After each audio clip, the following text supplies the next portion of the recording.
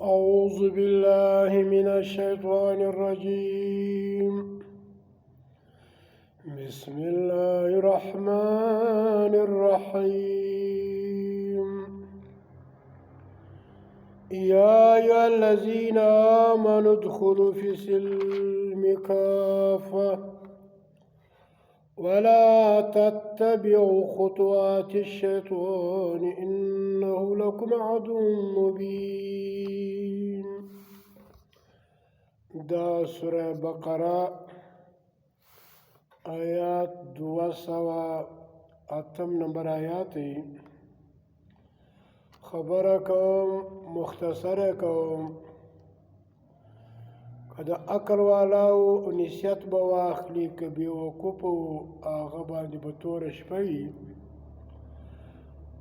دا کفر هم سړی کې اسانه کار دی که مسلمان کېږي هم اسانه کار دی. بعضې خلک وایي د تی سره سټیمپ د سره دی دا کافر دا مشرک دا منافق دا بدعتي. موږ وایي دا یو اسانه خبره ده. رب په خپله فیصله کړې ده که څوک د الله د قرآن د یوه آیات څخه انکار وکړي دا کافر دی.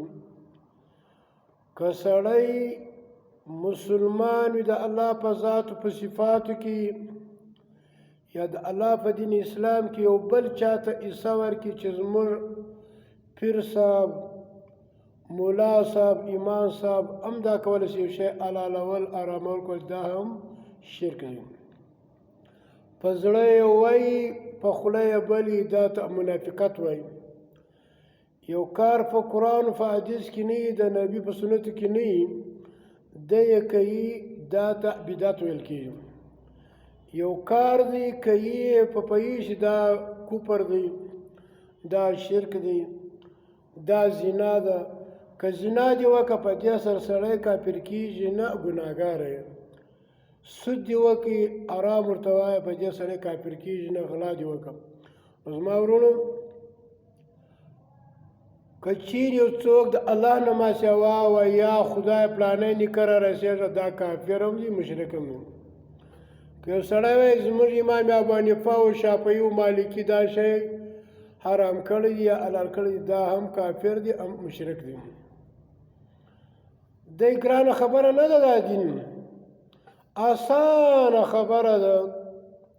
د الله نه ماسوا بل څوک راننګول دا کفر هم دی شرک هم دی. د الله په کتاب فیصله نه کول دا هم کفر دی. د الله په دین کې یو بل چاته حصه ورکول چې هغه دا بولي چې دا حلال او حرام کول دا هم شرک دی دا کفر دی. نو دلته دا آیات کې وایي یا ایها الذین آمنو اے ایمان والاو ادخلوا فی السلم داخل سی په اسلام کې پرپرا کافتن پرپرا ولا تتبعوا پیروي مکوي او تګ مکوي خطوات شیطان پر هغه لار د شیطان پر قدمو د شیطان پر حلال و پر حرام د شیطان انه بېشکه دا شیطان چې دی لکم ستا دپاره عدو دشمن دی مبین ښکاره.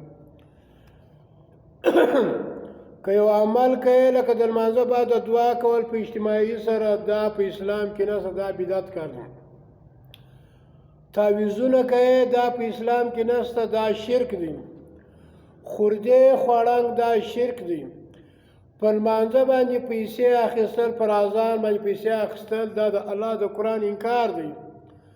که کوم سړی زه د انبیاو وارث یم دی بیا هم پیسې پر دې نه اخلي دا د انبیاو وارث نه شو. په دا رقم ملا پسې لمونځ نه کېږي. خبره اسانه ده. که څوک مني ودې مني که نه دې مني نه دې مني. پر موږ خالي بیان کول دي. زکات د مسکین حق دی ورور دی خور دی د ورور دی اکا دی دې ته زکات ملا ته په لمانځه باندې ورکول دا آرام کار دی و دې ته حلال ویل کفر دی. په هغه ملا پسې لمونځ نه کېږي چې دی پیسې اخلي تنخواه اخلي. د الله په قرآن ثابته د نبي په سنتو ثابته دا دوی چې موږ د حنفیانو د امام اعظم صاحب چورته د دې په مذهب ثابته دا شی حرام دا ملا د انبیاء وارث نشي جوړېدلی نو خبره دا درته کوم مختصره درته کوم چې کم چا د الله نه ماشا بل څوک راوننګوي چې یا خدایه یوسف نکه دارو نکه دا کافر دی که ته قرآن پیش کې حدیث پیش کې سنت پیش دی یا خو زموږ ملا دا کار کې دا هم کافر مشرک دی خبرې ډېرونه چې کم عمل ته د الله په دین کې ثواب ویل سو فتوا لګېدلې وه لکه اوس یې سړی د کم چا څه پیدا یې وایي دا زما پلار دا زما مور ده که ته معاینې ته وایي چې ته دی لکه زما مور نو پر تا دا معاینه ارامه شول به 2 میاشتې پرله پسې روزې نیسې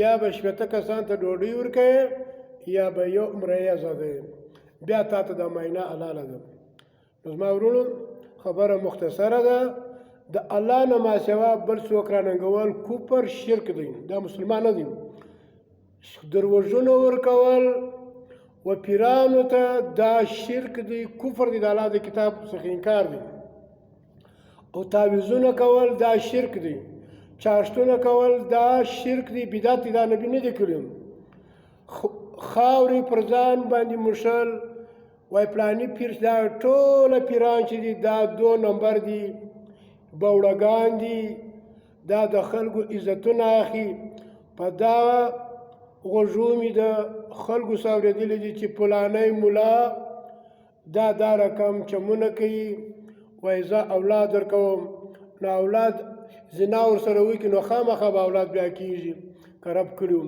نو خبره مختصره ده دا تعویذونه دا خوردې دا زیارتونه ورتګ دا په اسلام کې نشته دغه 20 رکعاته تراویح کول یا 8 رکعاته تراویح کول د ماخصانه سره دا بدعت کار دی دا په اسلام کې نشته دا د تهجد لمونځ دی نو خبره هم درته کوله چې اختر جوړول سعودي سره جایز دي د پاکستان سره جوړول دا آرام کار دی بس نو الله دې وس توفیق راکړي چې پوره په اسلام کې داخل شو هغه باندې عمل وکړو او تر بل پورې ورسو